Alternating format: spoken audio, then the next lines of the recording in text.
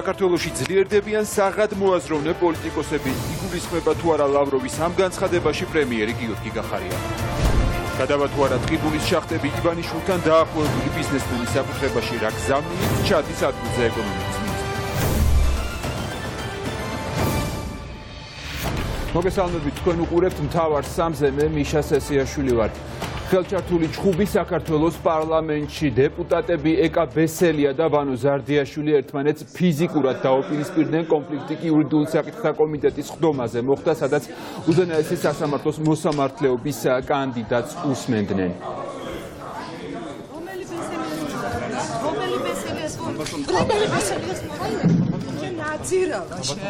შენ ამდენი ხანია რომ გიქმე შენ რა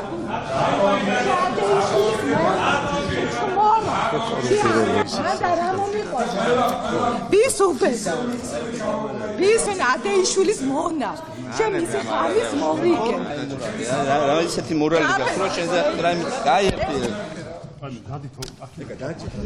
აი ხა აქედან გამასწავლე შენ ჩვენ ვიტყენთ ეს ამას აღნიშნავს გაჩერდე უნდა ვის დაატო გაბედე ბიჭო და გაბედე ერთი და დამატოვებინე და შენ დარის გამო დაიწყო ეს კონფლიქტი და როგორ განვითარდა ინციდენტი მოგვიანებით რუსუდან ჯაბანიშვილი ჩვენი კორესპონდენტი შემოგვიერთება პირდაპირ ეთერში რუსუდან გისმენთ. შეიძლება ითქვას, რომ მას შემდეგ, რაც ვანო ზარდიაშვილი იურიდიულ საკითხთა კომიტეტის სხდომა შემოუერთა, ვითარება დაიძაბა. თავდაპირველად ეს კონფლიქტი მათ შორის იმით დაიწყო, ეკა ბესელიასა და ვანო ზარდიაშვილის შორის იმით დაიწყო, რომ გედევან ფოფხაძე მოსამართლეობის კანდიდატს მიმართავდა შეკითხვით და განმარტებებს თხოვდა, თუ რატომ სურს მას უვადოდ გამწესდეს უზენაეს სასამართლოში. ამასთან დაკავშირებით სავარაუდოდ ვანო ზარდიაშვილმა ახსენა ეკა ბესელიას გვარი, რამაც გამოიწვია დამოუკიდებელი დეპუტატის მწვავე გაღიზიანება. ამის შემდეგ ჩვენ უკვე როგორც ნახეთ, დაპირისპირება მივიდა ფიზიკურ შეხლა-შემოხლამდე, ეკა ბესელია მივიდა ვანო ზარდიაშვილთან და ფიზიკური შეურაცხყოფა მიაყენა, შეიძლება ითქვას. ამის შემდეგ უკვე ამ ჩხუბში ჩაერთო თითქმის ყველა დეპუტატი, ვინც იმყოფებოდა სხდომათა დარბაზში, მათ შორის უმრავლესობის წევრები და დამოუკიდებელი დეპუტატები, ლევან გოგიჩაიშვილი და გედევან ფოფხაძე, რომლებიც ეკა ბესელიას თანამოაზრეებად ითვლებიან. რა ვითარება როგორ შეიძლება გაგრძელდეს ეს კონფლიქტი, ალბათ რთული სათქმელია, ვინაიდან შეიძლება ითქვას, რომ პარლამენტში ისევ არის დაძაბული ვითარება. სხდომათა დარბაზი ამ კონფლიქტის შემდეგ რამდენიმე წუთში დატოვა ვანო ზარდიაშვილმა და დაანონსა მან, რომ რამდენიმე წუთში ის გააკეთებს კომენტარს, ოღონდ არა შენობაში, არამედ პარლამენტის ეზოში, რატომ მიიღო მან ეს გადაწყვეტილება არის რთული სათქმელი. რაც შეეხება ეკა ბესელიას, მანაც დატოვა ამ კონფლიქტის შემდეგ დარბაზი, თუმცა ის მალევე დაბრუნდა სხდომათა დარბაზში. აქ რჩებიან, როგორც უკვე გითხარით, ის დეპუტატები, რომლებიც ესწრებოდნენ კომიტეტის სხდომას, როგორც მმართველი გუნდიდან, ისე ოპოზიციის და დამოუკიდებელი დეპუტატები და მას შემდეგ, რაც ეს სხდომა გაგრძელდება, ამ ფიზიკური დაპირისპირების შემდეგ, ალბათ ნაკლებად პროგნოზირებადი ვითარება შეიქმნება უკვე იურიდიულ საკითხთა კომიტეტის სხდომაზე.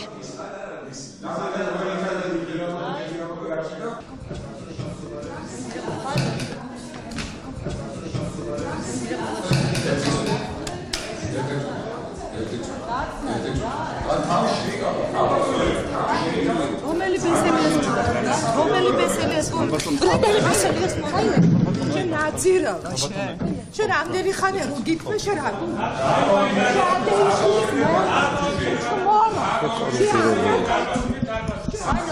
შენი სახე ეს ასე ვის უპესა ვის დაატოვებინა და რა მომიყვანა ვის უპესა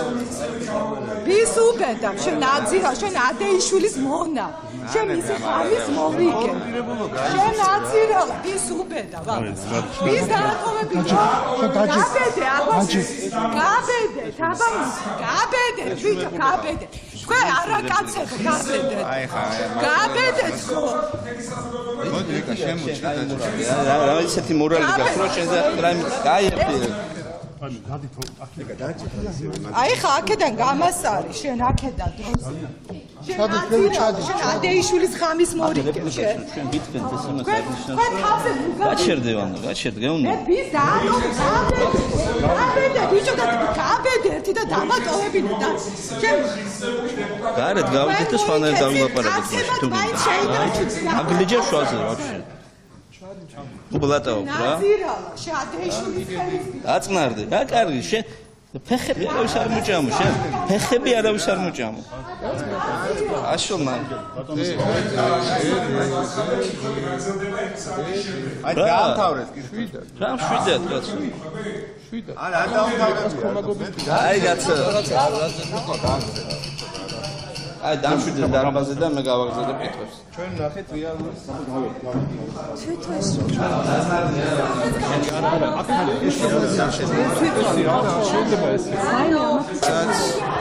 ადამიანი ვინც ციხეში უნდა იჯდეს და კორუფციაზე შეგვიძლია ვისაუბროთ და ამ საზოგადოებაში ერთ ადამიანს ვერ ნახავთ ვინც აიტყვის რომ ეკაბესელია კორუმპირებული არ არის საბამისად აი ეს არის სამხედრო უბედურება აბსოლუტურად მიუღებელი არის დეპუტატი ნებისმიერი ადამიანი რომელიც ესე მოიქცევა ნებისმიერი ადამიანი არის არ ვიცი და დეპუტატი მით უმეტეს როდესაც არ ვიცი ესეთი მაღალი ტრიბუნარი როგორც პარლამენტ დეპუტატი რო ამას იკადრებს მე არ ვიცი ამას რა დავარქვა ადამიანის უფლებების კუთხიდან სხვა კუთხიდან ადამიანური მორალური კუთხიდან ეს რა არის ვერ ვხვდები მადლობა ამ საკმაოდ ძიმე სცენების შემდეგ ჩვენ კიდევ ერთი დაპირისპირება ვიხილეთ ასევე ვანო ზარდიაშვილსა და ეკა ბესელიას შორის მას შემდეგ რაც ეს პირველი ფიზიკური შეხლა-შემოხლა მოხდა დეპუტატებს შორის რამდენიმე წუთში ეს ფიზიკური დაპირისპირება მათ შორის ისევ განახლდა საყოველთაოდ აღიარებული კორუმპირებული ადამიანი ამდენის უფლებას აძლევს თავის თავს აი ეს არის სამხედრო მიმშვიდების როლას თავი დაანება კაცო ხომშიდობა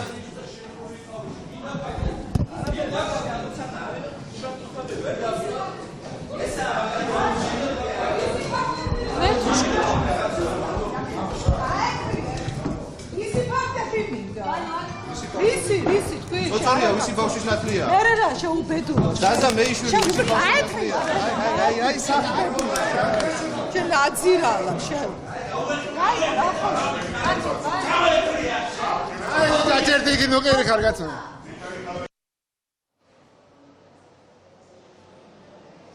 ამ ფიზიკურ დაპირისპირებასთან დაკავშირებით ჩვენ დარბაზშივე მოვახერხეთ ვანო ზარდიაშვილისგან მცირე კომენტარის და განმარტების მიღება რუსუდან ჯაბანიშვილი გვერდებოდა პარლამენტიდან, სადაც ფიზიკურ დაპირისპირებას ჰქონდა ადგილი და ახლა ეკა ბესელიას პირველ განმარტებებს მოვისმენთ ძალიან მალე თუ რამ გამოიყვანა დეპუტატი წყობიდან და როგორ მივიდა საქმე ფიზიკურ დაპირისპირებამდე სწორედ ეკა ბესელიას ვხედავთ ახლა კადრში.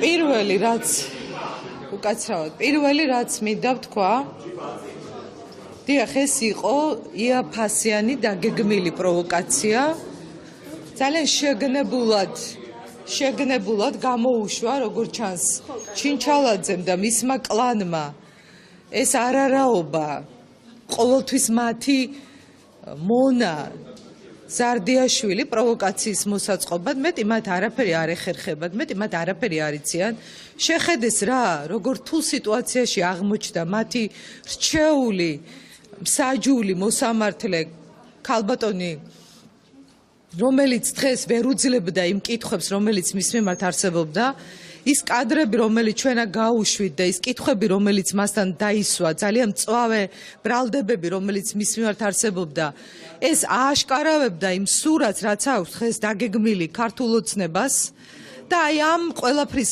გადასარჩენად შემოუშვეს ეს ქართული ოცნების სახეთ ქცეული ზარდიაშვილი რომელმაც მიიღო პასუხი ჩემგან ამ პროვოკაციაზე და მე მასაც და სხვასაც ვაფრთხილებ არავისთან ბოდიში მოსახდელი არ მაქვს. რამდენჯერაც იქნება ესეთი ამორალური პროვოკაცია და თავდასხმა და მისი მხრიდან ქონდა ამის მცდელობას ადგილი ჩუმად და ესე არაკაცურად რომ ისე ლაპარაკობდა რომ თქვენ ვერ გაგეგოთ მისი შეურაცხყოფელი სიტყვები, მაგრამ მე გავიგონე და რამდენჯერაც ამას გაბედავს ან რომელიმე მიიღებს პასუხს. მიიღებს დავასრულებ, მიიღებს პასუხს, მაგრამ პასუხისგებლობას აი ამაზე ის რო დღეს ქართული ოცნების სახელით ლაპარაკობს. მე ვაკისრებ პირადად ბიძინა ივანიშვილს. ეს მისი პასუხისგებლობა, რომ დღეს ქართული ოცნება ლაპარაკობს ადეიშვილის ღამის მორიგეების და ღამის ასისტენტების თუ მისი ხელისბიჭების სახით. დღეს არის ეს ადამიანი მისი სახე. ამიტომ პასუხისგებლობას მე მას ვაკისრებ პირადად. ამ არარაობასთან არაფერი საქმე არ მაქვს. მას რა თქმა უნდა თავი არ უნდა გაუყადრო ადამიანმა, მაგრამ არც იმას არ ვაპირებ, ის შეურაცხყოფები, აი ესე ჩაულებრივად, ესე ვთქვათ, უკაცრავად ამ სიტყვისთვის გავატარო, რაც მესმოდა. მან და გაიგონა ძალიან კარგად, გედისაც ესმოდა ეს, რა ფრაზაც იხმარა,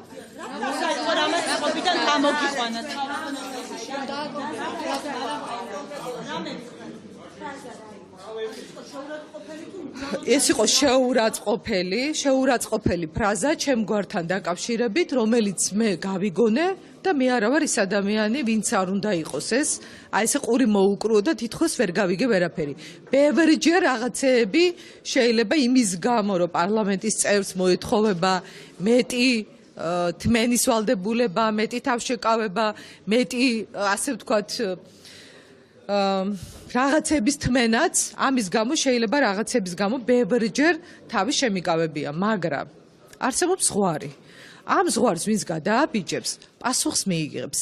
ეს ის პროცესია, რომელშიც მეც და ჩემმა მეგობრებმაც, რომელთაც ბევრი იბრძოლეს, რომ ამ ქვეყანაში სამართალი ყოფილიყო და ამის გამო ჩვენ ყველაფერი გავიღეთ. თუ ვინმეს გონია, რომ ამას ჩვენ დავთმობთ, თუ ივანიშვილს გონია, რომ ეს მოსამართლეები ესე გავლენ, ან თუ ქართულ ოცნებაში ვინმეს გონია, რომ გაბედავენ და ამ მოსამართლეებს თავზე მოგვახვევენ, ძალიან ცდებიან. ყველა მეთოდი, ყველა ფორმა, რაც კი შეიძლება იყოს კანონი დასაშვები, გამოვიყენებთ იმისთვის, რომ ამ პროცესს წინ აღუდგეთ. ეს იქნება ფიზიკური წინააღმდეგობა, ეს იქნება მორალური, პოლიტიკური, სამართლებრივი, მაგრამ ეს არის გაფრთხილება, რომ აი მსგავსი მეთოდებით კიდევ ერთხელ ხელის გადაგრეხვის მცდელობა, რომ ამ ქვეყანაში ადამიანებს სამართალი წაართვან და წარსულთან აი ისე კოჰაბიტირდნენ და ისე აიზილნონ ერთმანეთში, რომ ზარდიაშვილი და ქართული ოცნება დღეს ერთი და იგივე ის ხო განასახიერებს ყველაზე მანკიერ სახეს წარსულის, იმიტომ რომ იმის ქვევით აღარაფერი აღარ არის. ამიტომ ეს არის ჩემი და ჩემი მეგობრების პროტესტიც, ეს არის გაფრთხილებაც და მე ვაფრთხილებ პირადად კიდევ ერთხელ ვიმეორებ. ივანიშვილს თუ ის ამ მეთოდებით გააგრძელებს ამ ხელის გადაგრეხვის პრინციპს და ჩვენთან ლაპარაკს, უბრალოდ დაელოდოს იმ პასუხებს, რასაც ის მიიღება. ეს დარბაზში რაც ისმოდა, ეს იყო თქვენს მორალზე საუბარი. ერთი წუთით რა რომ დავაზუსტოთ. კი, შემიძლია დაგიდასტურო.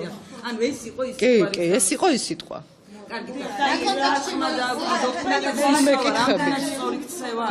გვარი იყო მოხსენიებული.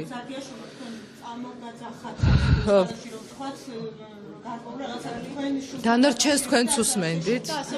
არა, მე ძალიან გთხოვთ ეხლა რა, ძალიან გთხოვთ ამ არარაობის გამონათქვამებზე მე კომენტარს ნუ მომთხოვთ. მან მიიღო ის რისი ღირსიც იყო აქ. მიუხედავად იმისა, რომ მე ბევრჯერ შევიკავე თავი, ზუსტად იმიტომ, რომ არ მიმაჩნია ის საერთოდ არ მიმაჩნია ღირსად, რომ ამ ადამიანს ელაპარაკო, მაგრამ როდესაც ის აი ესეთ ღია საჯარო სივრცეში სხდომაზე შეურაცხყოფის უფლებას აძლევს თავს, ასეთ პროვოკაციებს პასუხს შენ მეგობარ ზარდიაშვილზე თუ გული წყდება ნათია, შენი მეგობარია, კი, შენი მეგობარია. მეგობრის გამო ნუ მეკითხები. აი შენ რომ მოგაყენებენ ამ შეურაცხყოფას, რომ მოგაყენებენ ესე შეურაცხყოფას, აი მე მაჩვენე ნათია, შენი პირადი მეგობრების გამო რო ხარ ასე შეწუხებული, მე ძალიან მწუხვა, როცა შენ ესე მოგექცევიან, მაჩვენე მაგალითი როგორ შეიძლება მოიწონეთ. რა იყო ის? ხო, არ ღიზიანდები. შენ თუ გიწევს რა იყო ის? რამაც ხო ქაბატონეკა რა. ქაბატონე ხუდა კარგად რა. კარგა რა იყო ის რამაც? არ მაინტერესებს. ყობიდან ერთი წელი. არ მაინტერესებს. აი შენ კითხოს პასუხს არ ქაბატონეკა რა იყო ის? ხო, როცა გათავისუფლდები ამ პოლიტიკური წნეხისგან და დამოუკიდებელი იქნები, აი მე მელაპარაკე. ჩემს დამოუკიდებლობაზე გთხოვთ მუსაუბრად. აი შენს დამოუკიდებლობაზე ვსაუბრობ. ქაბატონეკა რა იყო ის? რის გამოცდას მაშინ? თქვენ ტელეეთერში, ტელეკომპანია იმეჯში მე საერთოდ ამკრძალეთ, იმიტომ რომ არ გინდათ ჩემი მოსაზრებები გაიგოთ. არ გვინდა ეხლა რა. აი რა იყო რის გამოცდას? არა ხარ ქართული ოცნების გავლენის ქვეშ რა, არა ხარ. არა ხარ, მაინტერესებს. იმას რაც ხდება და ამ ბრალდებას არ მივიღებთ თქვენ. მიიღებ ეხლა ფაქტის რა ახალ იყო რამაც გამოგიყვანათ თქვენ ასე ხო? არ მინდა ამის გამეორება. არ მინდა ამის გამეორება. მე არ მე გინდათ რომ გამამეორებინოთ ის იყო. მიიღო პასუხი, რისი ღირსიც იყო. ეს იყო, აღარ მინდა ამ სიტყვების გამეორება, მადლობა. დაბრუნდებით სხდომაზე მოусმენთ. ეს იყო ეკა ბესელიას პირველი განცხადება ფიზიკური დაპირისპირების შემდეგ, რომელიც მასსა და დეპუტატ ვანო ზარდიაშვილს შორის მოხდა. ვანო ზარდიაშვილი დღეს არის ქართული ოცნების სახე, აცხადებს ეკა ბესელია, ეს კომენტარი მოვისმინეთ რამდენიმე წუთის წინ და ამაზე პასუხისგებლობას ეკა ბესელია აკისრებს პირადად ბიძინა ივანიშვილს. ჩვენ კი განვაგრძობთ გამოშვებას და განვაგრძობთ დღის მთავარ პოლიტიკურ თემაზე საუბარს. კერძოდ, არის თუ არა ლავროვის ინტერვიუ პოლიტიკური აღიარება, რომ გახარია მოსკოვის კაცია და საქართველოს მთავრობის ყველაზე დისკრედიტირებული მინისტრის გაპრემიერება რუსული გეგმის ნაწილი იყო. კომერსანტთან ინტერვიუში რუსეთის საგარეო საქმეთა მინისტრი კმაყოფილებას ვერ მალავს, რომ საქართველოში უკვე გამოჩნდნენ და ძალას იკრებენ მისი თქმით შერაცხადი პოლიტიკოსები. მართალია კონკრეტულ პირებს და პარტიებს ლავროვი არ ასახელებს, მაგრამ ხაზგასმით ამბობს, რომ მოსწონს საქართველოში ბოლო დროს განვითარებული მოვლენები. იმდენად რომ მზადაა წლის ბოლომდე აღადგინოს პირდაპირი ავიარეისები და იფიქროს სავიზო რეჟიმის საერთოდ გაუქმებაზეც კი. ნახოთ როგორ წავა საქმე, ეუბნება კომერსანტს სერგეი ლავროვი. სავარაუდოა რომ ღიად საღადმოაზროვნე პოლიტიკოსებში ლავროვი ბოლო დროს გაძლიერებულ პრორუსულ ძალებს გულისხმობს, მაგრამ იგულისხმა თუ არა მან კონკრეტულად გიორგი გახარია თავისი განცხადების შინაარსით. ეს კითხვა პოლიტიკოსებს და ანალიტიკოსებს ნინო გაზდელიანმა დაუსვა დღეს ის პირდაპირ ეთერში გვერდება. ნინო, ვინ არიან ისინი, ვინც ვისი ასე გაძლიერებაც გაახარეს კრემლში? მიშა, ჩვენ ვესაუბრებთ როგორც პოლიტიკოსებს, ასევე ანალიტიკოსებსაც და პოლიტიკოსების შეფასებით. სერგეი ლავროვის ეს ინტერვიუ ფაქტობრივად არის დადასტურება და აღიარება ოფიციალური მოსკოვის, რომ ისინი მიესალმებიან გიორგი გახარიას გაპრემიერებას და რომ გახარია არის მოსკოვის კადრი, რაც შეეხება შერაცხად პოლიტიკოსებს. მართალია სერგეი ლავროვმა არ დააკონკრეტა თუ ვის გულისხმობდა, თუმცა ოპოზიცია ფიქრობს, რომ იგი გულისხმობდა სწორედ გიორგი გახარიას, რომლის გაპრემიერების შემდეგაც უფრო მეტი დადებითი მოლოდინი გაჩნდა რუსეთის ხელისუფლებაში და სანაცვლოდ ისინი მზად არიან, რომ იფიქრონ სავიზო რეჟიმის გაუქმებაზე საქართველოსთან და ასევე წლის ბოლომდე ავიამიმოსვლის აღდგენაზე, რომელიც სწორედ 20 ივნისის მოვლენების შემდეგ 8 ივლისიდან შეწყდა. აი ეს დღევანდელი განცხადება და ესე დღეს ლავროვმა პუტინის მარჯვენა ხელმა კიდევ ერთხელ დამატებით ღიად თქვა ის რაც ხდება, რომ მიესალმება მათ მარიონეტებს, რომლებიც არიან ხელისუფლებაში და მათ სიხარულს საზღვარი არ აქვს მოსკოვში, რომ ფეხს იდგამენ ქართულ პოლიტიკურ ლანდშაფტზე და ძლიერდებიან გახარიები, ივანიშვილები, სალომე ზურაბიშვილები და ასე შემდეგ. ცინიზმია ღრბილად რო ვთქვათ, ხო, რასაც ლავროვი კვლავ საუბრობს, თითქოს მოსახლეობის უმეტესობამ ჭკუა ვისწავლეთ ივნისის თვეში. აი 20 ივნისის შემდეგ ეს ბატონი ბედავს და ჩვენზე საუბრობს, რომ ჩვენ ვისწავლეთ ჭკუა და თითქოს შერაცხადი პოლიტიკოსები ძლიერდებიან. გახარიას გულისხმობს აქ და ბიძინა ივანიშვილს და სალომე ზურაბიშვილს ახლა პირველ რიგში და სხვა დანარჩენებს. და თუმცა ყველა სხვა დანარჩენი აბსოლუტური უმრავლესობა ქვეყნის მოსახლეობისა ვართ შეურაცხადები. რატომ? იმიტომ რომ არ გვინდა რუსეთის მომპალი და დამპალი მაპატიეთ ჩექმის ქვეშ ცხოვრება. აი ამიტომ მათთვის რა თქმა უნდა შევართ შეურაცხადებით. გახარიას გაპრემიერება თვითონ გავრილოვმა მოიწონა და მხარდაჭერა გამოუცხადა ბატონ გახარიას და მე ვფიქრობ ეს არავისთვის დასამალი არ არის რომ გახარიას სარგებლობს მოსკოვის მხარდაჭერით და არის მოსკოვი არის მის ოკუპანტ სახელმწიფოარი მის მიმართ სიმპათიით განწყობილი ეს მე მგონი ყოველთვის აშკარა არის. ანალიტიკოსი გია ხუხაშვილი ასევე ფიქრობს, რომ სერგეი ლავროვის ეს ინტერვიუ არის პრაქტიკულად გზავნილი რუსეთის ხელისუფლების და ოფიციალურ მოსკოვს განცდა, რომ საქართველო ბრუნდება რუსეთის ორბიტაზე, სწორედ საქართველოს ხელისუფლებამ გაუჩინა. გახარიას გაპრემიერება მათ ესე თქვა დიპოვეს ადამიანები, რომელსაც თავის გეგმები შეიძლება დაუკავშირონ ქართულ-რუსულ ურთიერთობაში. ცხადია, რომ ქალბატონი სალომე ზურაბიშვილის გამოსვლაც გამომდინარე მისი სიმწვავის არარსებობიდან არის ზოგადად ის ნაწილი რუსეთის ეს ახალი პოლიტიკის ისევ დაყვავების და უნდა ელემენტარულად ძალიან ფრთხილად ვიყოთ თუ რისკენ წაიყვანს 2020 წლის არჩევნებამდე ქართული ოცნება ქართულ პოლიტიკას თუ რა პოლიტიკურ ძალებს ესე ვთქვათ წაახალისებს და ასევე ვფიქრობ რომ ოპოზიციაც და საზოგადოებრივი ორგანიზაციები ზოგადად საზოგადოება ძალიან აქტიურად უნდა იყოს ჩართული იმისთვის რომ ჩვენ არ დავუბრუნდეთ ისე 90-იანი წლების წლებზე სადაც ქართულ პოლიტიკაში რუსული გავლენა ძალიან აქტიურია. ლავროვის განცხადებაში გასაკვირი არაფერი არის, რუსებს ეს განწყობა, ეს განცდა საქართველოს ხელისუფლებამ ნამდვილად გაუჩინა, რომ შესაძლებელია ჩვენ დავბრუნდეთ რუსულ იმპერიულ ორბიტაზე.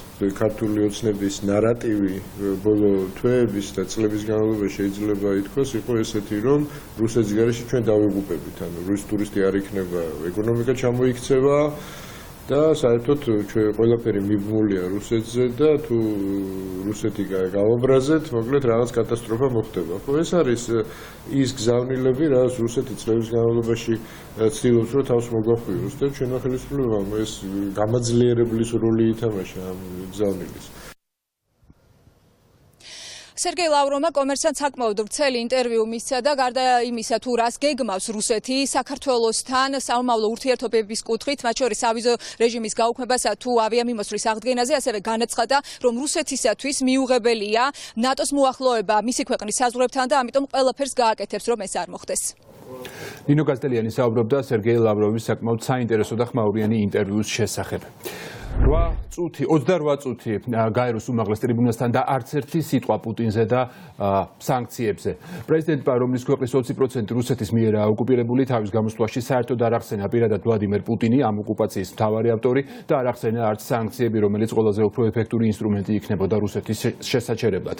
მეტიც სიტყვა ოკუპაცია ამ 28 წუთის განმავლობაში ზურაბიშვილმა მხოლოდ 3-ჯერ გამოიყენა, რუსეთი კი 2-ჯერ.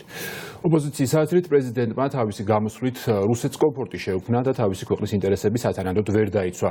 განსხვავებულად ფიქრობენ მართლ გუნდშიც, სადაც კრიტიკული შეფასებები მხოლოდ ერთეულებს აღმოაჩნდათ. ნინო სამყურაშვილი განაგზობს თემაზე საუბარს მთავარის ეთერში. ნინო, გაუჩნდათ თუ არა მართლ გუნდში შენიშვნები ზურაბიშვილის გამოსვლის მოსმენის შემდეგ?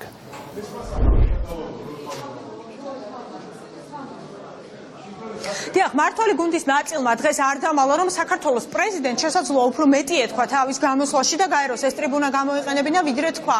მართალია ისინი არ აკრიტიკებენ ოკუპაციის ნაწილთან მიმართებაში პრეზიდენტის გამოსვლას, მაგრამ პირდაპირ ამბობენ, რომ მათ ჰქონდათ მეტი მოლოდინი. რა ნაწილთან დაკავშირებით ჰქონდათ მეტი მოლოდინი.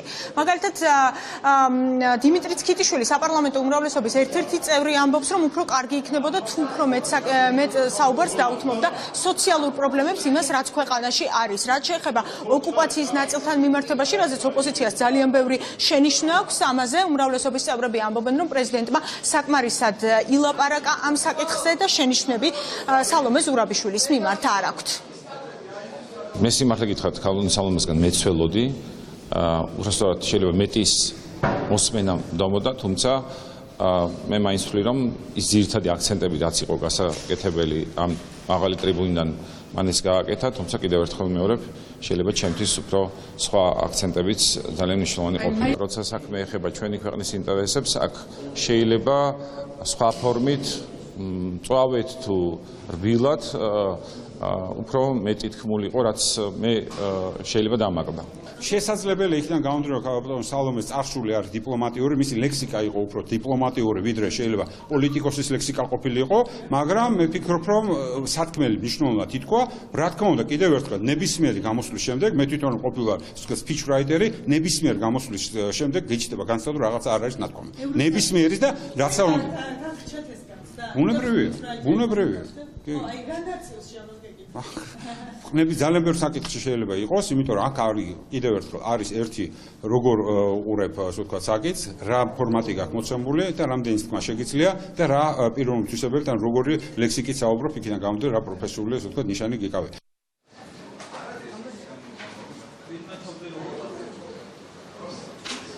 პრეზიდენტმა, რომელმაც თავის გამოსვლაში უფრო მეტი დრო დაუთმო ფლორაზე და ფაუნაზე საუბარს, ვიდრე იმაზე, თუ რა პრობლემები არის ქვეყანაში და როგორ უნდა გადაწყდეს ისეთი მტკივნეული საკითხი ქვეყნისათვის, როგორიც არის რუსეთის მხრიდან ოკუპაცია და მცოცავი ანექსია, რომელსაც ახლა ახორციელებს ოპოზიციაში, ამბობენ, რომ ეროვნულ ინტერესებს ეწინააღმდეგებოდა ის, რასაც აკეთებდა სალომე ზურაბიშვილი გაეროს ტრიბუნიდან.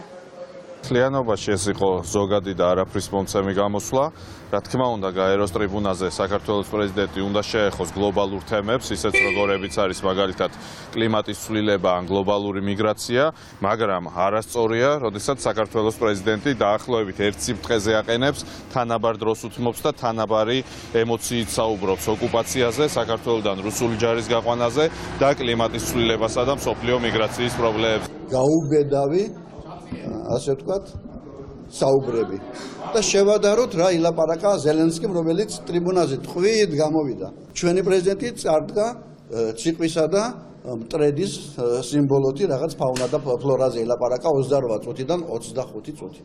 ძალიან სამწუხაროა, რომ ეს დიდი საერთაშორისო ტრიბუნა ვერ იქნა გამოყენებული და არც იქნება ამ ხელისუფლების და ამ პრეზიდენტის პირობებში და ჩვენ ამ პროცესს, რომელსაც შეწყალებასთან დაკავშირებული სკანდალებია მივიყვანთ ბოლომდე და ადრე თუ გვიან მოხდება მისი იმპიჩმენტი.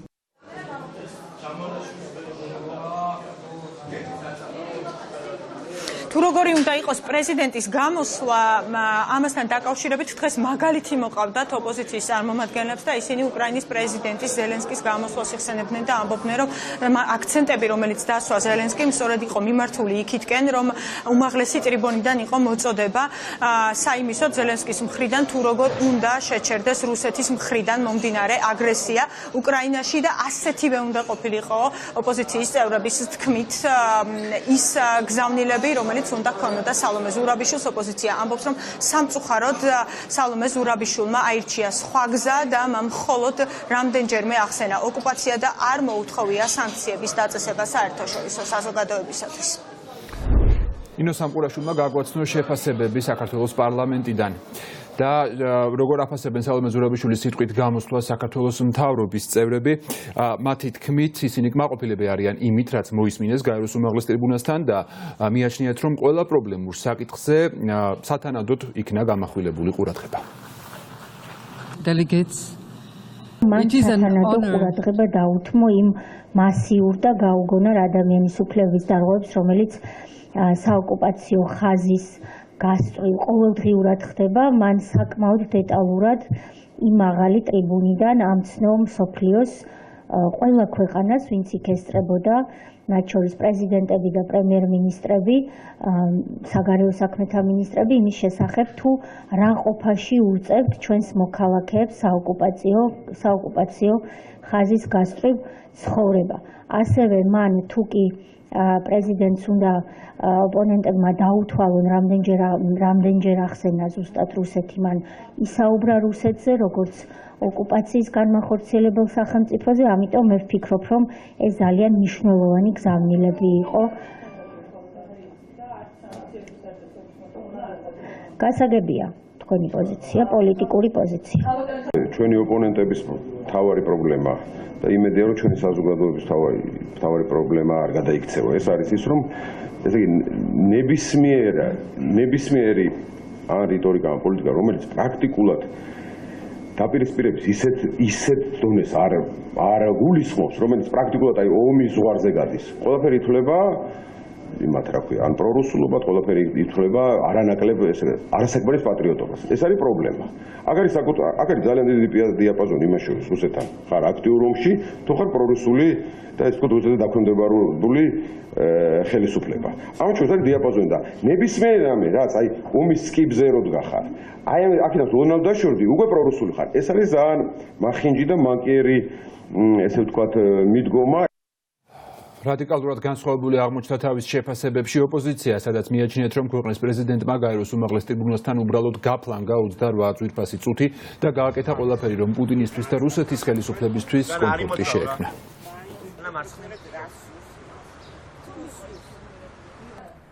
მან ვერ გამოიყენა ეს ტრიბუნა საქართველოსთვის უმწვავეს პრობლემებზე სალაპარაკოდ. მან არ ილაპარაკა იმაზე, რომ დღემდე გრძელდება საქართველოს მიერ კონტროლირებადი ტერიტორიების ნაჭერ მიტაცება.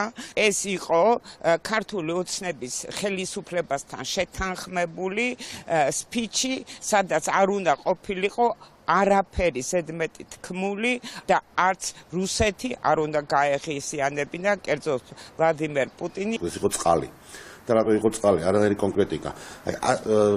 შინაარსობრივად რამოდენიმე დიდი შეცდომა იყო დაშვებული. ეს შეცდომა არ არის შეგნებული გადაწყვეტილება. ისო არც ოკუპაციას ახსენებ, მაგრამ გაუგებარია ვინ არის ოკუპანტი. სიფრთხილე პუტინის ხსენებასთან დაკავშირებით. ეს იყო შეგნებული გადაწყვეტილება და ნიშანი იმისა, რომ ჩვენ არ გვყავს ხელისუფლება. ის რომ რუსეთიას ძირითადი პრობლემა ჩვენი ქვეყნის და საერთოდ ჩვენი ქვეყნის განვითარებას და ყველა იმ საკითხის განვითარებას, რაზეც მან ისაუბრა როგორც გლობალურ პრობლემებზე, რუსეთი რო აფერხებს საქართველოში, ამაზე მას აქცენტი არ გაუკეთებია. ამიტომ მე მგონია გამოსვლა საბოლოო ჯამში, მიუხედავად ტექსტის რაფინირებულობისა, იყო სუსტი, იმიტომ რომ ის არაჩვენებდა საქართველოს პოზიციას რუსეთთან მიმართებაში. მაშინ, როდესაც მთელი მსოფლიო ლაპარაკობს რუსეთზე როგორც პრობლემაზე, მას ჰქონდა გამოსვლა, რომელიც არასახავდა ჩვენი ქვეყნის უსაფრთხოების ინტერესებს, არასახავდა იმ საფრთხეებს, რომელიც მომდინარეობს რუსეთის ფედერაციისგან, კრემლისგან. მას ერთხელაც არ უხსენებია პუტინი, მას არ უხსენებია თუ რამდენად მძიმე მდგომარეობაშია დღეს საქართველო და რომ გრძელდება ოკუპაცია, აგრესია რუსეთის მხრიდან. ეს არ იყო გამოსვლა, რომელიც რეალურად ხმამაღლა დაანახებდა მსოფლიოს, რომ რუსეთი არის დამპყრობელი ოკუპანტი. მას არ გამოუყენებია ეს ტრიბუნა, რომ კონკრეტულ ჰუმანიტარულ პრობლემებზე ესაუბრა, მაგალითად გოგოთხოზოლიას მკვლელობაზე. იქიჯდნენ იმ ქვეყნის წარმომადგენლები, ვინც ხელსაფარებენ მკვლელს. ეს არის გეოპოლიტიკური საკითხიც კი. სწორედ ასეთი ტრიბუნები გამოიყენება ასეთი წნეხისთვის. მას არ ქონია ხედვა და არ უთქვია, რა უნდა თავისუფალი სამყაროსგან საქართველოს. რატო უნდა? ისაუბრა, რომ დიალოგში ჩართულობა უნდა რუსეთის კი ყველას გვინდა ეს დიალოგი.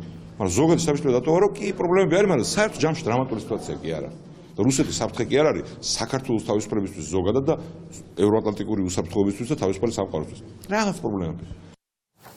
ტყიბულში კი ამ წუთებში ეკონომიკის მინისტრს ელოდებიან. მეშახტეები ისევ ანაზღაურებას და შახტების ამუშავებას ითხოვენ. ქალაქში საპროტესტო გამოსვლები გრძელდება. მიწის ქვეშ კი 35 მუშა მესამე დღეა შიმშილობს. მთავარ არხს კი სანდო წყარო უდასტურებს, რომ ქვანახშირის საბადოებს ხელისუფლება უკვე ამზადებს ივანიშვილთან დაახლოებული ბიზნესმენებზე გადასაცემად.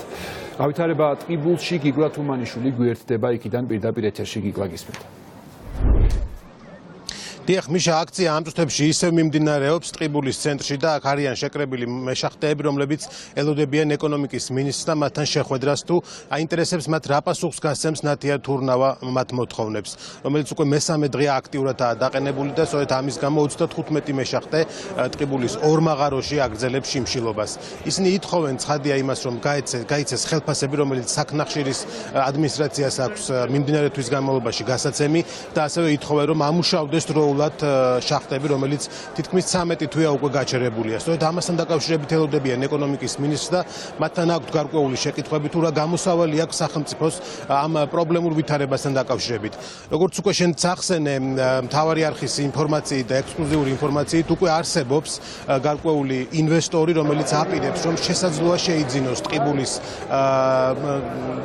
ტყიბულის შახტი და სწორედ ის გახდეს მმართველი კომპანია. ჯერჯერობით ჩვენ ველოდებით რომ დაადასტუროს ეს ინფორმაცია ეკონომიკის მინისტრმა, თუმცა გავრცელებული ინფორმაციით შესაძლოა ეს კომპანია იყოს ის კომპანია, რომელიც მართავს უკვე ჭიათურის მარგანეცს. თუმცა ეს ინფორმაცია არის ჩვენი ინფორმაცია და ჯერჯერობით ველოდებით ამ ინფორმაციის დადასტურებას, როგორც გვეკითხავით, ამ წუთებში ეკონომიკის მინისტრს აქ ადგილზე ტყიბულის ცენტრში ელოდებიან.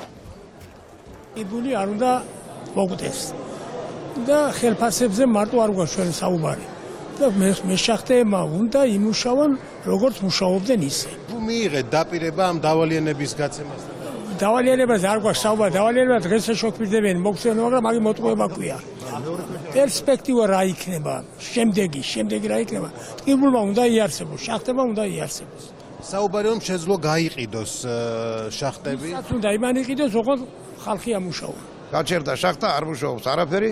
დიდი მადლობელი ვართ ხელფასს რო გვაძლევდა ხალხი ამდენ, მაგრამ ახლა უკვე დადგა აღარც ხელფასი, აღარც არაფერი და თავში ცოდვა და მიიღეთ რამე დაპირება ამ ხელფასთან დაკავშირებით და როგორ წარმოგიდგენიათ სამომავლო ბედი ამ შახტის? ჯერ არაფერი არ მიგვიღია, ვილოდებით ახლა ეკონომიკის მინისტრად თუ რამეს გვეთქვის. გავიგეთ ყველა. საუბარი რომ შეძლო გაიყიდოს შახტები. ეს თუ არის მისაღებად ტყიბულის მოგდება ტყიბულის მოსახლეობა შიმშილ. მეტი არაფერი არა ტყიბულის მიზი, ერთადერთი მძიმე მრეწველობა ეგაა სულ. გიორგი გახარია, რომელიც დღეს პრემიერის სავარძლიდან გვესაუბრება ჩვენ, სწორედ ის იყო, რომელიც 2 წლის წინ ტყიბულში ჩამოვიდა ბიზნეს ომბუდსმენის სტატუსით, დადო პირობები, რომ იქნებოდა შრომის სტანდარტები, დაცული ხელფასები გაიზრდებოდა, შახტა იმუშავებდა გამართულად. ამ სამი პირობიდან ვერც ერთი ვერ შესრულდა და არ შესრულდა, რადგან არ არსებობს მათგან არც მზაობა, არც ნება, არც შრომა და მონდომება იმისა, რომ გადაწყდეს ადგილობრივი მოსახლეობის პრობლემები. დავინახეთ, რომ 10-ზე მეტი მეშახტე დაიღუპა ამ დროის განმავლობაში, ხელფასები არათუ არ გაზრდილა, შახტა საერთოდ დაიხურა ტყიბულში. მათ აქვს ორი მოთხოვნა. ხელფასები დაარიგდეს, რომელიც 15 სექტემბერს უნდა დაარიგებულიყო და გამოაცხადონ გეგმა, როდის ეშვება შახტა, როდის ამუშავდება შახტა. გამოსავალს ხედავ ჯერჯერობით, უბრალოდ საქმის კეთება უნდა დაიწყოს იმით, რომ ოპერატორი კომპანია, რომელიც დღემდე მართავდა ოპერირებას ახდენდა შახტის, უნდა წავიდეს, იმიტომ რომ მან 10 წლის განმავლობაში ვერც ერთ გამოწვევას ვერ გამომკლავდა. ვერც შრომის საფრთხეების სისტემები შექმნა, ვერც შრომის სწორად ორგანიზება შეძლო. თქვენ ხედავთ, რომ ხელფასების დარიგებას ვერ ახერხებს დროულად. და ადამიანები, აი ეს ხალხი, აი ეს ძალიან ძიმე პროფესიის მქონე ხალხი, სექტემბერში სასწავლო წელს დაწყებას ისე შეხვდნენ, რომ შვილებს თანაცმელი ვერ უყიდეს ახალი. ტყიბულის მეშახტეების აქციას დღეს შეუერთდნენ სტუდენტური მოძრაობის წარმომადგენლები, ასევე პროფკავშირების წარმომადგენლები ჩამოვიდნენ დღეს ტყიბულში და ისინიც უერთდებიან იმ მოთხოვნებს, რომელიც აქვს აქ ადგილზე შეკრებილ მოქალაქეებს. რაც შეეხება კიდევ ერთ ინფორმაციას, აქ დღეს აპირებს ჩამოსვლას წუთი-წუთზე უკვე უნდა ჩამოვიდეს ეკონომიკის მინისტრთან ერთად, თავად სახნახშირის წარმომადგენლებიც და მათთანაც საინტერესოა პასუხი, რას მიიღებენ ეს გაფიცული თანამშრომლები ტყიბულის შახტის. რაც შეეხება კიდევ ერთ ინფორმაციას, არსებობს ასევე ვარაუდი და ეს დაგვიდასტურეს სტუდენტური თვითმმართველობის წარმომადგენლებმა, რომ თუ კი დღეს პრობლემა, რომელიც ტყიბულში აქვთ მეშახტეებს, დროულად არ მოგვარდება უახლოესი დღეების განმავლობაში შეძლოა მათ აქციებს უკვე ჭიათურელი მაღაროელებით შეუერთდნენ. გიგვა თუმანიშვილი გვერდებოდა ტყიბულიდან, სადაც ამ წუთებში ეკონომიკის მინისტრს ელოდებიან. ტყიბულის საბადოებს კი უახლოეს მომავალში ახალი მფლობელი ეყოლება. სანდო წყარო მთავარ არხს უყვება, რომ ინვესტორი იცვლება. განცხადება კი ტყიბულში დღეს სავარაუდოდ ადგილზევე გაკეთდება, სადაც ეკონომიკის მინისტრი უნდა ჩავიდეს. ამავე წყაროს ინფორმაციით ტყიბულის შახტებს და ქვანახშირის მოპოვების პროცესს ბიძინა ივანიშვილის გუნდთან მჭიდრო კავშირში მყოფი ჯგუფი გადაიბარებს. ერთ-ერთი ვერსიით ამ კომპანიას ინტერესები აქვს მანგანუმის მოპოვებაშიც ჭიათურაში. ის რაც დღეს და გუშინ ხდებოდა ტყიბულში არის აბსოლუტურად მიუღებელი. თუმცა აქვე უნდა აღვნიშნოთ, რომ ეს ის პრობლემებია, რომლებიც დაგროვილია წლების განმავლობაში. დღესვე მთავრობის ხდომის დასრულების შემდგომ ეკონომიკის მინისტრი გაემგზავრება ადგილზე და ხაზგასმით კიდევ ერთხელ აღვნიშნავ, რომ ის გაემგზავრება არა გარემოებების და საქმის გასაცნობად, არამედ პრობლემის მოსაგვარებლად. ეს არის ყველაზე მნიშვნელოვანი და მინდა ქალბატონ ნათიას ვთხოვო, რომ ის იყოს მაქსიმალურად მომთხოვნი, მკაცრი იმისთვის, რომ ჩვენ დავიცვათ თითოეული ჩვენი მოქალაქის უფლებები. ჩემი დავალება არის, რომ ჩავიდე. კიდევ ერთხელ გავიარო ინვესტორ კომპანიასთან ერთად ყველა დეტალი თუ რატომ წარმოიქმნა პრობლემა, კონკრეტულად ხელფასებთან დაკავშირებით, რა ღონისძიებები უნდა გატარდეს, ვიცი რომ მათ აქვს გარკვეული გეგმა და კონკრეტული გადაწყვეტილება მივიღოთ. არის საუბრები იმაზე, რომ შეიძლება რამდენიმე კომპანია არსებობს, რომელიც ამით დაინტერესდება. ჩვენ შეიძლება ფასილიტატორის როლი ვითამაშოთ, შეიძლება ესე ვთქვათ, არ ვიცი, თვითონ მეტი კომფორტი შევუქმნათ ამ პოტენციურ ინვესტორს, ვინც ამას აიღებს, იმ უსაფრთხოების ნორმების და იმ სტანდარტებს დანერგავს და შესაბამისად საწარმოს გახდის მომგებიანს.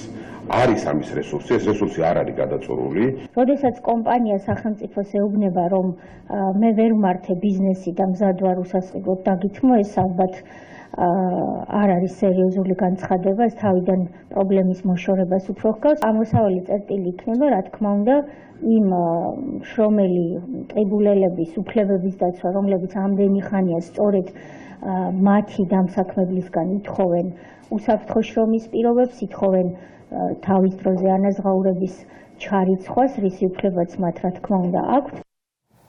უკვე 3 საათზე მეტია პროკურატურაში პრეზიდენტის ადმინისტრაციის მაღალჩინოსანი ანგი ხუციშვილი იკითხება. ხუციშვილი ერთ-ერთია ზურაბიშვილის ადმინისტრაციიდან, რომელიც მისმა საპარლამენტო მდივანმა დაასახელა შეწყალებების სკანდალური სიის მთავარ ავტორად. დღეს ხუციშვილი პირველად წარსდგა საზოგადოების წინაშე და პირველად პასუხობს გამოძიების შეკითხვებს. ასახსნელი კი ბევრია, როგორ მოხდნენ მკვლელები და ძებილები შეწყალებულთა შორის. ხუციშვილი ერთი კვირის განმავლობაში ჟურნალისტების შეკითხვებს თავს არიდებდა, კომენტარი არც დღეს გაუკეთებია და ამბობს, რომ ამ მწურავ ინფორმაციას მხოლოდ გამოძიებას მიაწვის. მიგიწდებოდათ ხელის სიაზე? ბატონო, მიგიწდებოდათ ხელის სიაზე? გამატარეთ თუ შეიძლება, ხო? შეგიძლიათ გითხრათ, თქვენ შეადგინეთ ეს სია? გამატარეთ თუ შეიძლება. გამატარეთ. ბატონო, ვინ შეადგინა? პრეზიდენტი მონაწილეობდა ამ პროცესში. ბატონო, ბატონო, უშუალოდ გაეცანით იმ ადამიანების პასუხისმგებლობას გრძნობთ ამ სიაზე. კორუფციულ სქემებზე საუბრობენ, ბატონო, და იყო ეს კორუფციის საფუძველი ეს სია? ხო, ანუ არანაირ კავშირი. ბატონო, პასუხი არ გაქვთ თუ არ პასუხობთ? არ პასუხობთ. იმაში გამოდია ჩვენთან ერთად მონაწილეობდა თუ არა სიის შედგენაში, ბატონო ანგი? გამოძიებას გავცემ პასუხს. პრეზიდენტი თუ იყო ინფორმირებული შესაწყალებელთა გამოძიებას გავცემ პასუხს. დღესვე განცხადებები გააკეთეს სკანდალური შეწყალებებით გათავისუფლებულების ადვოკატებმა. მათი თქმით, არანაირ დარღვევას ადგილი არ ქონია და თუ პრეზიდენტი ახლა აცხადებს, რომ კონკრეტულ პირებს საქმის რეზონანსულობის გამო არ შეიწყალებდა, ეს იქნებოდა კონსტიტუციის ნორმების უხეში დარღვევა. განაცხადა თანხმობა აბსოლუტურად უანგაროდ, სრულიად უანგაროდ ყოველგვარი შეთავაზების გარეშე არავით არ მსგავს მისთან არ ყოფილა. ჯერ დაზარალებულს ზოგადად ცოტა ჩემს გაუგებარია ესეთი აჟიოტაჟი ამასთან დაკავშირებით და მან თვითონვე ესე ვთქვათ თვითონვე იყო მისული, მე არ ქონია მასთან არავითარი კომუნიკაცია, ამ მხრივ თვითონ მივიდა ნოტარიუსთან და წარმოგვიდგინა ჩვენ ნოტარიულად დამოწმებული ესე ვთქვათ თანხმობა შეწყალებასთან დაკავშირებით. სასულიერო პირებიც არიან არაერთი. ეხლა სახელები და გვარებით ახლა მეც აღარ მახსოვს რა, ეს სიმართლე გითხრათ, იმიტომ რომ ეხლა ყველას ვერ დავიმახსოვრებ, ხო ზეპირად, ხო? გეუბნებით რომ ყველა ჭიდაობის ფედერაცია, ყველა მე მგონი კრივიც არის, ფეხბურთის ფედერაცია, ბევრი ადგილობრივი მე მგონი ძალიან ბევრი სპორტსმენი პირადად, ისინი აცხადონ, ეხლა ვერ გავიგე, მაშინ გამოვალთ და დაუძახეთ ყველას, რომ ვინც ახართ მომხრე, თუ რა ქვია, რეკომენდატორი, გამოდით ქუჩაში და დაგვინახეთ. მოვისმინეთ დაზარალებულის მამის განცხადება იმასთან დაკავშირებით, რომ თითქოს პრეზიდენტმა არ იცოდა, რომ ეს იყო 80-ზურის კვლევაში ბრალდებული და სხვადასხვა ოჯახის წევრები საუბრობდნენ ამასთან დაკავშირებით, როგორც ჩემთვის ცნობილია. რომ თითქოს პრეზიდენტმა გითხრა, რომ არ შევიწყალებდი თითქოს ასან ბეჟანიძეს, რომ ცოდნოდაო, რომ 80-ზური თქვენი ოჯახიდან იყო დაზარალებული. ძალიან დიდი ბოდიში, მაგრამ თუ პრეზიდენტმა ესეთი განცხადება გააკეთა, მინდა გითხრათ, რომ ეს არის სამარცხვინო განცხადება. რას ნიშნავს, რომ არ შევიწყალებდი, რომ ცოდონდა, რომ ეს არის 80-ზურის ოჯახის წარმომადგენელი დაზარალებული. რას ნიშნავს ეს განცხადება? მე მგონი 80-ზური იქნება, თუ სხვა გვარის წარმომადგენელი იქნება, მე მგონი ყველა თანაბარია, ყველა თანასწორია და პრეზიდენტმა და ნებისმიერმა ამ ქვეყნის მოქალაქემ თანაბრად უნდა მიუდგეთ ნებისმიერ გვარს, ნებისმიერ ოჯახის წევრს და ნებისმიერ ადამიანს. მთავარი არხის ექსკლუზიური ინტერვიუ მამუკა ხაზარაძესთან კი მორიგი პოლიტიკური დაპირისპირების მიზეზი გახდა. ფინანსთა მინისტრის თქმით ხაზარაძე ცრუობს, როდესაც ამბობს, რომ საქმე პირადად მინისტრის კაბინეტში ირჩეოდა სესხების ჩამოწერის პროგრამის განხორციელებისას და რომ ეს პროგრამა ქართულმა ოცნებამ, მმართველმა პარტიამ, ბანკებს და საკრედიტო ინსტიტუტებს თავს იძულებით მოახვია. სრულად ვიყავით ჩართული ამ პროცესში და აბსოლუტურად გამჭირვალედ მედიოდა ეს პროცესი. მინდა გითხრათ ერთი რაღაცა. იქ იყო ძალიან ბევრი მიკროსაფინანსო და თითქმის ყველა ბანკი. ვინც არ დაეთანხმა, საერთოდ ზოგიერთმა არ გამოხატა ინტერესი. არ გამოხატა, ეს ხო მაგალითად ბანკებში პროკრედიტ ბანკი. და ახლობით 14-15 მიკროსაფინანსო. საერთოდ არ გქონიათ ინტერესი ამ სექტორთან დაკავშირებით. თქვენ ჟურნალისტები ხართ და შეგიძლიათ გამოიძიოთ ან წახვიდეთ ნახოთ. ვერც ერთს ვერ იპოვით, რომელსაც არათუ დაემუქრეთ, ან ამის მერე რამე მოყვა ეს თქო ამას რამე ღონისძიება. არც უთხოვი არავის. ხო შეიძლება რომ აიღო ტელეფონი, ეთქო ხო არ გადაიფიქრე. ხო არც გადახედავდი შენ. აბსოლუტურად არა. ვინც დარჩა და ვინც ამ ვალების ჩამოწერის პროგრამაში მიიღო მონაწილეობა, ძალიან საკმაოდ სარფიანად იხეირა აბსოლუტურად სუყვა. მამუკა ხაზარაძემ კი დღეს მოძრაობა ლელოს ახალი წევრები წარადგინა. მათი უმეტესობა ქვეყნის საზღვრებს გარეთ მოღვაწე მეცნიერია, რომელიც წლების განმავლობაში მოღვაწეობს ქვეყნის ფარგლებს გარეთ. ლელოს დამფუძნებლების თქმით, ახალი წევრების წარდგენა ეტაპობრივად მომავალშიც გაგრძელდება. დრო არის ძალიან ცოტა, გამოწვევები არის ძალიან ბევრი. გამოწვევები არის როგორც ჩვენი ტერიტორიების მიმართ, მიტაცების თვალსაზრისით, გამოწვევები არის საერთაშორისო სარბიელზე, გამოწვევები გვაქვს ეკონომიკაში, უმუშევრობაში, სიღატაკეში და ასე შემდეგ. გამოსავალს ხედავთ იმ ადამიანებში, რომლებიც მადლობა ღმერთს ჩვენ ქვეყანას ყავს და ესეთი ადამიანები არიან ბევრი და როგორც მე თქვენ შეგვირდით, ამ ადამიანების პრეზენტაციას გავაკეთებთ მუდმივად, რათა საზოგადოება მიცოდეს, რომ ეს არის ის გუნდი და ის ადამიანები არიან, რომლებიც ამ ქვეყანას გამოიყვანენ არსებული მდგომარეობიდან. ხურჩაში საოკუპაციო ხაზთან მოწყობილ საგუშაგოზე შინაგან საქმეთა სამინისტროს წვევამდელი დაიჭრა. ოჯახის წევრების განცხადებით მას იარაღი გაუვარდა, თუმცა მათივე თქმით მომხდარზე პასუხი უნდა ააგონ მისმა უშუალო ხელმძღვანელებმა. ინციდენტის დროს საგუშაგოზე სხვა სამხედრო მოსამსახურეებიც იმყოფებოდნენ. დაჭრილის ჯანმრთელობის მდგომარეობის შესახებ საუბარი კლინიკაში არ სურთ. ცნობილია, რომ ახალგაზრდა ფეხში დაიჭრა და მას რამდენიმე ოპერაციაც ჩაუტარდა. მომხდართან დაკავშირებით ძიება დაწყებულია გაუფრთხილებლობით ჯანმრთელობის ნაკლებად მძიმე დაზიანების მუხლით. ჯარისკაცი სავალდებულო სამსახურს იხდიდა სასაზღვრო პოლიციაში, 5-6 დღეში ამთავრებდა უკვე და დაიჭრა. როგორ დაიჭრა, ჩვენთვის უცნობია, კონფლიქტს ჰქონდა იქ ადგილი, თუ თვითონ დაიჭრა, ნებისმიერ შემთხვევაში ეს ხელმძღვანელები პასუხისმგებლობის საკითხს აყენეს, რადგანაც უსაფრთხოების წესები არ ყოფილა დაცული. ვითხოვ, რომ ხელმძღვანელების პასუხისმგებლობის საკითხი დადგეს ამ შემთხვევაში აუცილებლად და ოჯახს შესაბამისად კომპენსაციაც მიეცეს. როგორ გაუვარდა ეს ტყვია არ ვიცი, ფეხზე აქვს მოხედრილი და დამტრეული აქვს ძვალი და იქ არიან დედმამა და მე აქ ვარ. ეს ყველაფერი საგუშაგოზე მოხდა? ო ახმეტაში ზემო ხოდაშენში 33 წლის მამაკაცის დამწვარი ცხედარი იპოვეს. ცხედარი სასაფლაოს მიმდებარე ტერიტორიაზე აღმოაჩინეს. არსებული ინფორმაციით კი ადგილზე ნაპოვნია ასევე ბენზინიანი ავზიც. ადგილობრივების ინფორმაციით ახალგაზრდა მამაკაცი თბილისში ცხოვრობდა და ძმასთან ერთად სოფელში ერთ-ერთ საოჯახო სასტუმროზე მშენებლობაზე მუშაობდა. ცხედარს ექსპერტიზა უკვე ჩაუტარდა, მომხდართან დაკავშირებით კი გამოძიება თვითმკვლელობამდე მიყვანის მუხლითაა დაწყებული. სასწრაფო და პოლიცია რო გარბოდა ის დავინახეთ და მე გავიგეთ რომ ასე მოხდა. მკვდარი იყო, დამწვარიო ეს. მეტი არაფერი არ ვიცი, გენაცვალი. პირველად ამ წემს მანახა გარდაცვლილი? რა მდგომარეობაში იყო? არ ვიცი. მას უპოვნია დამწვარი იყო, ტანსაცმელი იყო, დამწვარი მარტო სხვა არაფერი. ვინ იყო და აქ რა უნდოდა, როგორ მოხდა, იცის ვინ? არაფერი არ ვიცით, არაფერი. არავინ არაფერი არ იცის, რა იყო, როგორ იყო, რა მოხდა. ზუგდიდის სოფელ დარჩელის საბავშვო ბაღის აღსაზრდელებს იატაკზე სძინავთ. ფაქტი ერთ-ერთმა მშობელმა გადაიღო და სოციალური ქსელით გაავრცელა. შობნის განმარტებით პრობლემა ბაღში დიდი ხნის განმავლობაში არსებობს და სოფელს წინასაარჩევნოდ მის მოგვარებას დაპირდნენ. ბაღში კი აცხადებენ, რომ საძინებელი ოთახი საერთოდ არ არის მოწყობილი და გათვალისწინებული. მთავარმა არხმა დარჩელი საბავშვო ბაღში ასევე დააფიქსირა მძიმე ვითარება, როგორც ირკვევა წვიმის დროს საკლასო ოთახებში წყალი ჩამოდის.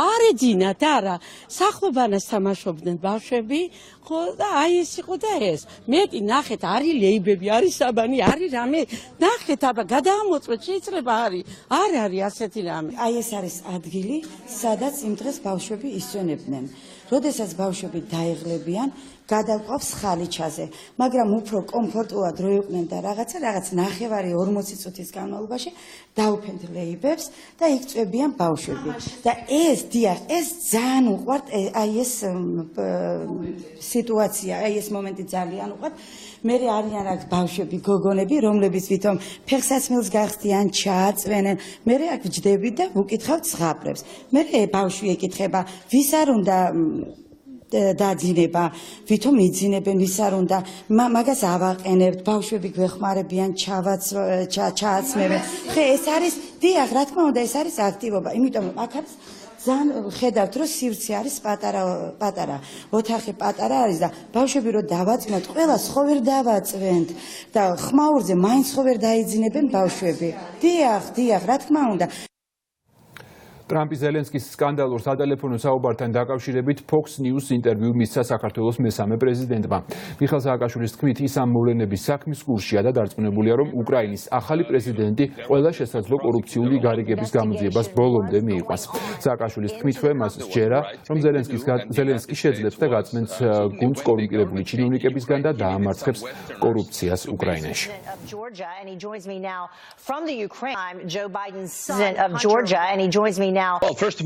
რასაკვირველია, მე მქონდა სატელეფონო საუბრები ამერიკის შეერთებული შტატების ექს-პრეზიდენტებთან, მათ შორის იყო ვიცე-პრეზიდენტი ჯო ბაიდენიც. გულწრფელად გითხრათ, ასეთი საუბრების გასაჯეროება მიქმნის დისკომფორტს. მე არ მაქვს არანაირი პრობლემა, მაგრამ ეს ცოტა უხერხულია. რაც შეეხება ამ კონკრეტულ საქმეს, ფაქტია, იყო ესეთი კაცი, ლუჩევსკი, კომპანია ბურისმანის თავმჯდომარე, რომელიც იყო უკრაინის ძალიან კორუფციული მთავრობის წევრი, რომელსაც ჰქონდა საკმაოდ ბევრი კორუფციული საქმე და როდესაც მთავრობა შეიცვალა უკრაინაში, მას სჭირდებოდა ვინმე დასავლელი, რომლისგანაც მიიღებდა მხარდაჭერას საკუთარი საქმეების გადასაფარად. მან დაიწყო საერთაშორისო ფიგურის ძებნა და ისე აღმოჩნდა ჰანტერ ბაიდენი ამ საქმეში. ზელენსკიმ კი თქვა, რომ გაასუფთავებს ამ ჭაობს. ის უნდა ებრძოლოს კორუფციულ საქმეებს და ის უკრაინელმა ხალხმა ერჩია ამის გასაკეთებლად, რათა მოაშოროს ინტერპოლიტიკური კლასი, რომელიც ძალიან კორუმპირებულია. მოვიდა ვინმე, სუფთა ადამიანი, რომელმაც უნდა გაწმინდოს ეს ჭაობი, რადგან ეს სჭირდება უკრაინელ ხალხს. მას ჰქონდა ძალიან კარგი გამოსვლა გუშინ გაეროს გენერალურ ასამბლეაზე და არ შემიძლია ჩვენი ინტერვიუს დასასრულს ეს არ აღნიშნა. საქართველოს მეხუთე პრეზიდენტი კი გაეროს მდგრადი განვითარების მიზნების სამიტზე გამოვიდა და ქვეყნის წინაშე არსებულ სოციალურ, ეკონომიკურ და კლიმატის თვალსაზრისით არსებულ პრობლემებზე ისაუბრა. პროფესიული განათლება და განვითარება ეს სფეროა, რომელშიც საქართველო აქტიურად იყენებს კერძო საჯარო პარტნიორობის მოდელს. ხდება დამსაქმებელთა წახალისება, რომ მათ დასაქმებულთა პროფესიული უნარჩვევების განვითარებას დრო და რესურსი მოახმარონ. იმისათვის, რომ ინკლუზიურობა ვუზრუნველყოთ, საქართველოს მთავრობის მიღწევებით უნდა სარგებლობდნენ ჩვენი თანამემამულეები ოკუპირებული აფხაზეთის და ცხინვალის ტერიტორიებზეც. სწორედ აქ გვჭირდება ჩვენი მოკავშირეების, განსაკუთრებით გაერთიანებული ერების ორგანიზაციის და სხვა პარტნიორების ჩართულობა. უმძიმესი დაავადებების მქონე ბავშვების მშობლებმა აქცია გამართეს სპინალური ამინოტროფიის დიაგნოზის მკურნალობა. ერთი კონკრეტული პრეპარატითაა შესაძლებელი, რომელიც ძალიან ძვირი ღირს და საქართველოში არ იყიდება. მშობლები ითხოვენ ჯანდაცვის სამინისტრომ საკუთარი ბიუჯეტით დააფინანსოს მკურნალობა, რომელიც ამ ბავშვებისთვის გადარჩენის ერთადერთი შანსია.